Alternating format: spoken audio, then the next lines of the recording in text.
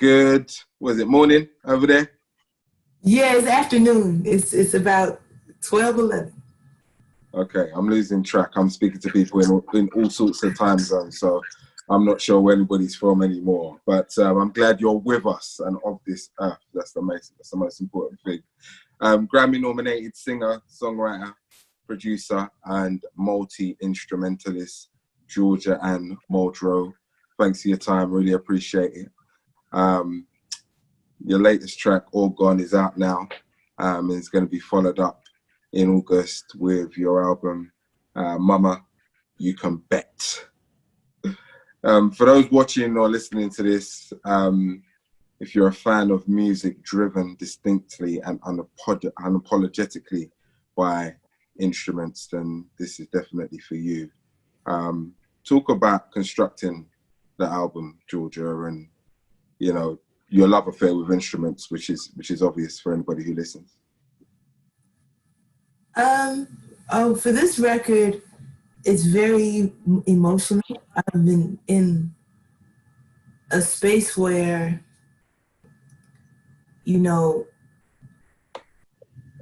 I've been in a space where I know the need for growth is vital, like just my own personal growth, in order to like survive this time. I know I have to continue to know myself better so that I can lift my voice in a more effective manner for others and myself. And so a lot of the songs that you hear is me trying to translate my musical language that I'm fluent in to express my feelings, but to use my words, and to find a translation for these things, And so the dearest language to my heart is improvised music, Black improvised music. And, it's the closest thing because it's the first music I heard. It's like so-called jazz music. It's part of my life. It's part of my growing up. It wasn't something I got into when I was older. You know what I'm saying? I was very much into it as a kid and loving it because it was the way I could communicate with my father, because he was quite, short for words. He wasn't much of a talker. So he spoke through music, he used his guitar and used it to improvise. He spoke with his instrument. So, whereas my mother is a songwriter, and she spoke very vocal, very full of vocabulary, full of, just a people person and just extroverted activists, always wanting to get together with groups of people to better Black people, So, but they both had love for our people, but they showed it in two different ways. And so I feel that them coming together, their union created somebody like me where there's a lot I want to say, but sometimes I don't have the words. So I could scat, and that's like my shortcut to be able to get everything out. But now I know as an adult, as a mother, as somebody that people are inspired by, it's important for me to keep on inquiring within myself to find the words to express myself, because a lack of expression can lead to all types of problems in the human experience. So that's what this record really is, like, especially the vocal, the vocal tunes on this record is me trying to find words for how I feel. What's your reaction been to how the first couple of tracks off the album have been received, All Gone and This Walk in particular, which was a powerful track with powerful sentiment? Talk about that. Wow, I know for This Walk that's really where I'm at right now. It's like I have this longing to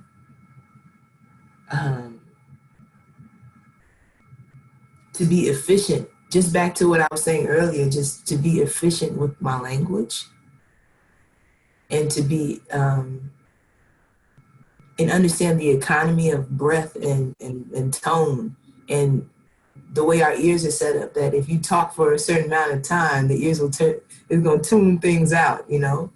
So it's like, what I found is, you know, trying to get to the heart of how I feel, explaining the problems that I'm having with myself and sharing it with others. It's like a therapy exercise. This walk was like personal growth exercise for sure, you know?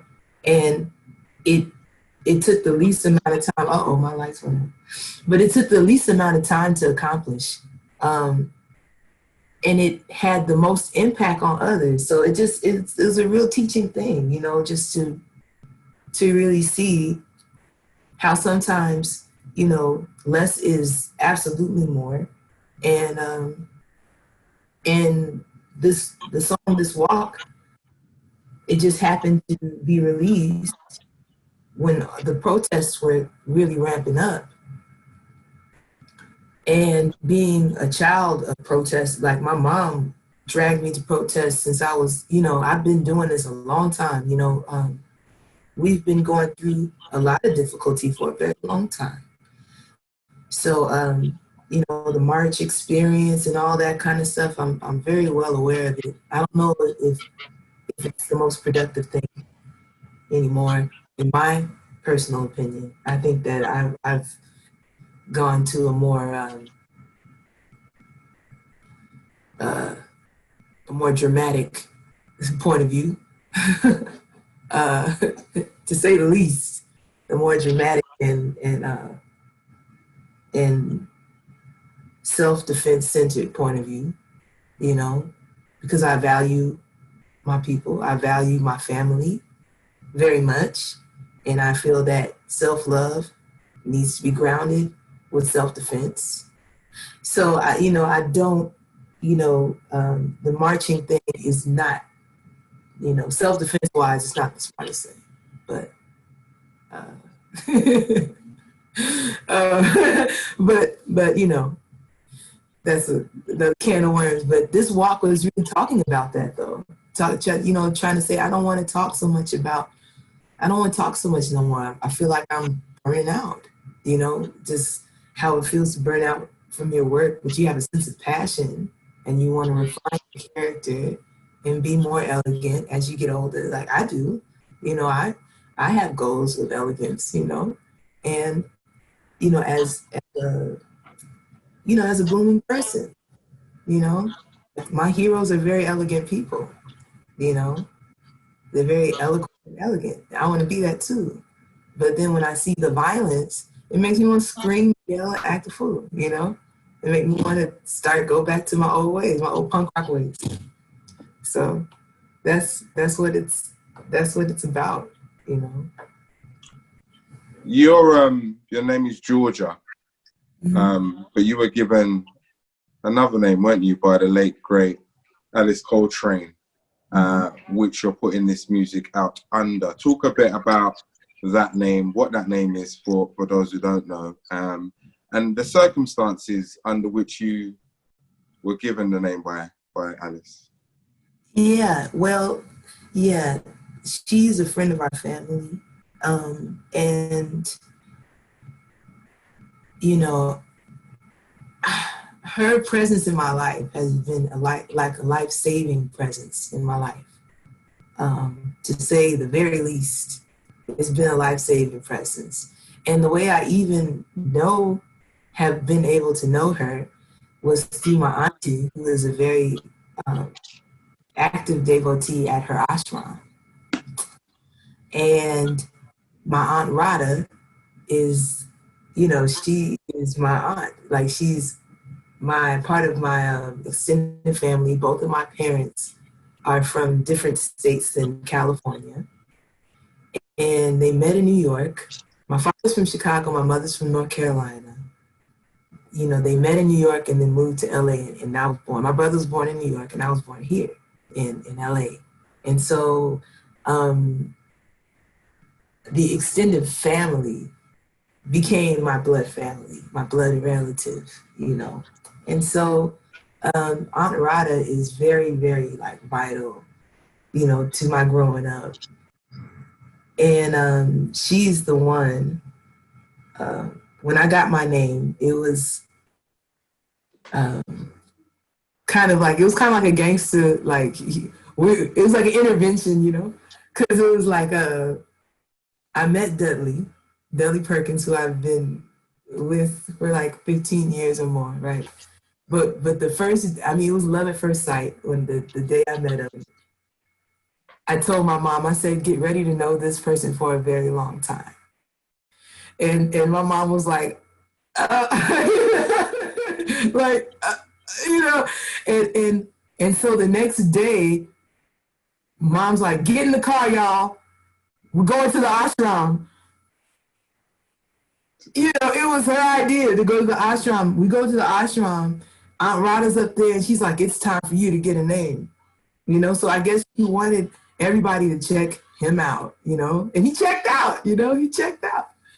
But that was the day, the second day I met Dudley, I received that name. You know, and the name Jyoti means divine light. And it means, there's a lot of different meanings, because it's like, it seems like English is such a inefficient language, you know, to explain everything. I mean, you know, it was brought by inefficient people, right? So it's like, hey, we dealing with it, right? We dealing with it the best way we know how. But basically, Jyoti means divine light, but it also means celestial flame, you know, and it's also a goddess that arose from Shiva's consciousness, the flames that you see him when he's in Nataraja in his divine dance. That's Jyoti. Okay. And so it's kind of like, it reminded me of the story of Sekhmet too, like how she emerged from Ra's brow, and she has the fire. So it's like, it's interesting because the song This Walk is kind of me, the more I grow, the more I learn about what the name means more and more. And it was kind of like her way of telling me, like, that fire is not gonna go out. You just gotta learn how to manage it. You know? That's sometimes the that's fire is like, you know. well, it's almost as if they could see it from within.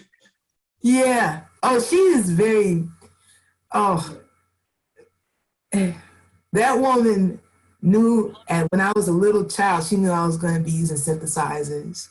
She used to always call me her baby, you know, so, you know, like, she knew, and Aunt Rada knew long before I knew what I was going to be doing. You've worked with some amazing people along your journey already. Mos Def, Madlib, Robert Glasper, Erykah Badu. Apparently, you're the one that introduced her to the term woke. I want you to explain that. Who else would you like to work with, though? And I don't know what performing looks like in the future, Georgia, but where in the world would you like to ply your trade and expose your art? I know one thing for sure. I'd like to work with, I'd like to really, really, one thing that this has been my dream is to play more Black cities. Like, you know, we have our go-tos that have been our bread and butter. Like, you know, if it wasn't for the chocolate cities in this country and the chocolate cities out there, like Brixton and Bristol, you know, certain places, y'all have held us down so much. So I just would like to do that again. I miss it. I miss going to different places in the world and seeing my people, and you know, having, you know, just rocking shows in Brixton. That was so fun. Those days, you know, people singing on the corner, you know, like, it's just, you know, and I'm going back recently, so much has changed, and that made me kind of upset because those changes are happening here too. So it makes me wonder, where are all the Black people going? Where are we going? You know, like, you know, but I'd love to play the South, just do like a Southern world tour, like Southern, just the deep South, just play all up in there, get all that oxygen from the trees. But then at the same time, I guess just anything close to the equator I'm trying to do. And, that's where my dreamland is. To quote Bunny Wailer, dreamland is close to the equator. And, in Africa, I'd love to live there. I'd love to just tour Africa, just the whole thing, from Chad to Namibia, just everywhere, just get in there and, so for that, I got weak Swahili under my belt. We've all got a language or two to learn. Don't worry, but we've got life to live, so there's time on our hands. Yeah, I got a lot to do, but I think as far as people, I love to work with. There's somebody who I've gotten a chance to know through the years over the web, Tandiziwa. I love her so much. I'd love to work with her more. Arosi Tsutsukazi, I'd like to work with her. I'd like to work with Salif Keita one time. I would love to work with more African artists from all over, a lot of artists from Benin. I love listening to some music. I love all types of stuff, but I just would love to be able to create more meaningful relationships abroad. And but right now, I don't know how that's going to happen. So I guess right now, my biggest hope is to figure out where I'm coming from, and to keep on refining myself so that I can have something to give you guys. Because right now, it seems like we're not going nowhere. I mean, that leads me into my next question. What does it even mean to be woke in 2020, Georgia? and what does that look like? And what are your thoughts on the world at this time? Open question. Yeah, it's pretty. Oh my goodness, it's a lot to unpack, isn't it? I mean, I'm hoping you can be as succinct as possible, but go where it goes, man. We got time. Go on. Oh my. My thoughts on what woke means is, I guess a good synonym for it would be responsive. To be not just sensitive, but a place where you're sensing things, So I guess it is a sensitivity, but not framed in the way where you're just like,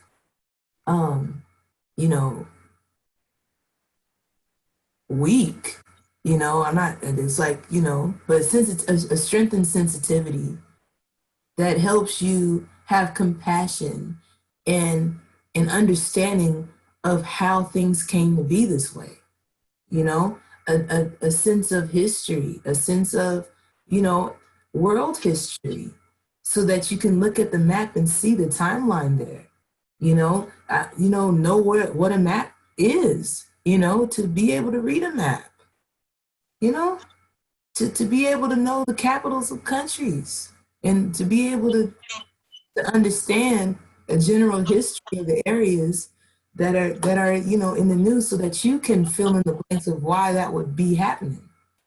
It's just education. I think you just need to be educated, but educated on the things that's not brought to you by the colonists, the things that they would want you to know, or the consciousness that they would try to compress within you. I mean, to not decompress your mind and your compassionate self, so that you inform yourself based on your compassion,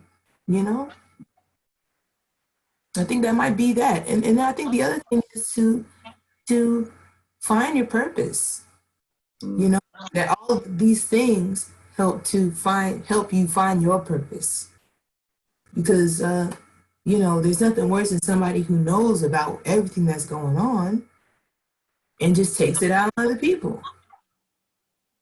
You don't want to be that. You know, you don't want to observe that kind of lifestyle. So I think that being woke is, you know, it's turned to something very trendy and very derogatory at times and this and that. But I mean, that's the way they've treated Black people this whole time. I think, you know, you can see the way the words being used is what they've done to Black people. You know what I mean? It's like, you know, a Black person who care come on under a lot of fire.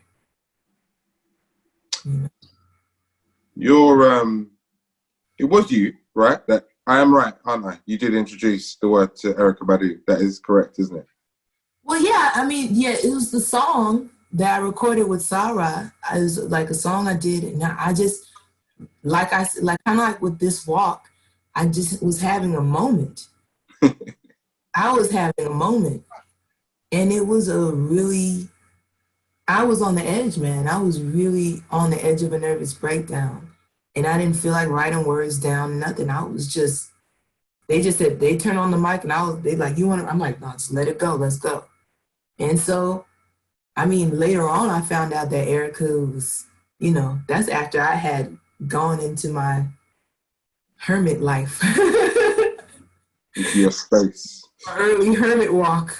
I like took like a 90-degree turn and just, you know, went into myself and started walking this path with Dudley.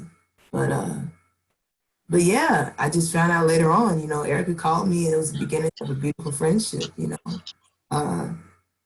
And to this day, I can't even believe that they was feeling it like that. You know, I really, it took me a long time to be able to listen to it, you know, because I'm just like, what is going on? But the stay woke come from me talking with Lakeisha Benjamin all the time about, you know, we talking about Black liberation all the time. Like we on the phone, you know, we going to the jazz gigs, trying to find a way how we're going to use music to our advantage to express ourselves and to break through all the institutionalization of the music. And we'd be talking and she'd be like, man, I was trying to stay woke. And I'd be cracking up because like it was just perfect. It was a perfect way to describe trying to stay up, you know what I'm saying? And at that time I was like an avid painter. I paint on anything. I'd be silk screening my shirts. I'd be, you know, very a propaganda person, you know, like very into creating my own propaganda. So I would go to school, you know, as a college kid, go to school, silk screen Africa on my sleeve, you know, just Africa, you know. I always have that propaganda, like Black awareness propaganda. I always do that, right? And sometimes I would sample things that what people would say and write it on my clothes. You see? And so stay woke, I put this right here. I wrote it on a marker on a t-shirt, right on my heart, to remind myself, you know? And that's when it shifted in from like, you know, just me and Keisha talking to something that having a symbolism, like, you know? And I did it so I could look in the mirror and be like, stay woke. I just look down at my heart and just be like, stay present. Stay present. Stay here. You know? And then they saw my shirt and it was like, stay woke. And it was like, oh, you know. So it was kind of like that was the first stay woke t-shirt, you know. And now to see, like the place I was mentally was in such rage, like burning me up, affecting my decision making in a place of complete rage and anger and wanting this world to get it. And why can't people see that this is a problem? When are we gonna be able to not be colonized? You know, like all this stuff, you know? And so when I see the youth wearing the Stay Woke shirt, when they go and do this, I can't describe the feeling, Joel. I cannot describe that feeling. It's indescribable. It's like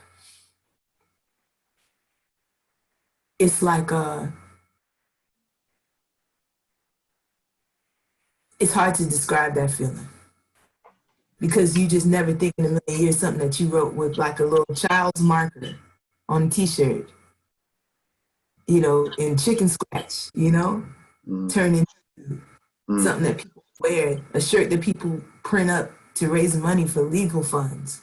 It's something, it's become a point of currency for our civil rights. And it's like, I just would have never, never, you know, Talking, never. talking about feelings and how you feel, having invested that part of you into the universe and seen it flourish in such a beautiful way. Your most recent solo album, Overload, got you Grammy nomination for Best Urban Contemporary Album. How did that make you feel? And are you expecting similar things from Mama You Can Bet? Oh man, you know, I mean, it's like, I think the best thing about the Grammys is that Jimmy Jam is up in there. I don't like to be real, to be real. You know, I'm doing this for the people. You know, for it to be embraced for the Grammy, I hope that inspires kids or the youth who are, you know, who have goals and things, inspires them to stay themselves and be themselves, you know. But honestly, you know, if you know my music, you know, I'm well not concerned with the accolade, so to speak. And even going up to the Grammys, it was an interesting experience of being invisible.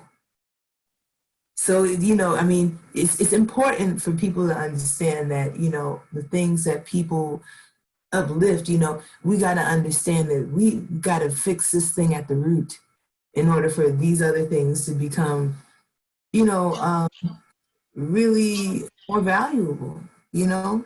But yeah, I came up there with this, you know, and they was like, where the hell?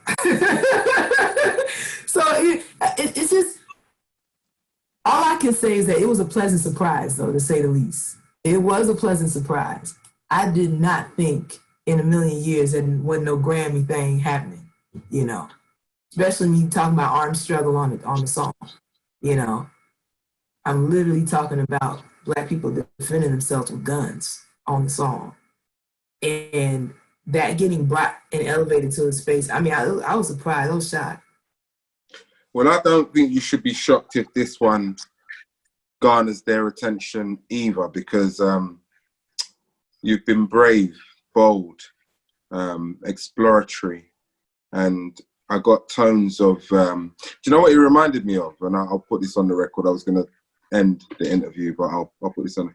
There are certain points where you layered your music and your instrumentals, and it reminded me of Bilal, one of his first albums, and that's where it took me. So for those who are listening and watching, that's the level that Well, that was one of my Mama teachers, You man. Can Bet. And obviously I've listened to the whole of it, so yeah. So that when you talked earlier about conveying your language, that you are fluent in musically, I totally understood it, having listened to that album. So I hope others get it, and I hope you get all the accolades that you deserve for it. Is there anything else you want to talk about in relation to the music that's coming, or just a message you want to put out there?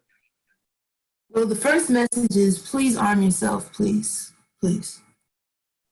Please invest in something that will protect your house.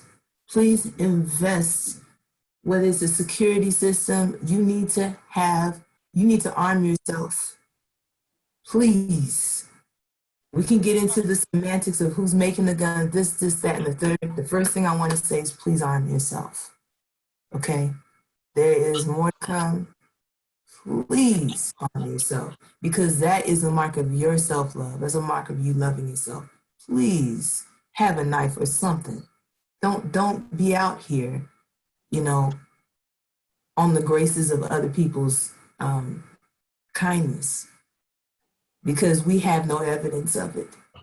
And if we're here in these strange lands, we need to know how to secure our lives. Okay? You know, and so that's the first thing I want to say. You just, period. Arm yourself. Take care of yourself. You know, do things that make you smile. You know, stop thinking so badly of yourself. You know, we're all works in progress.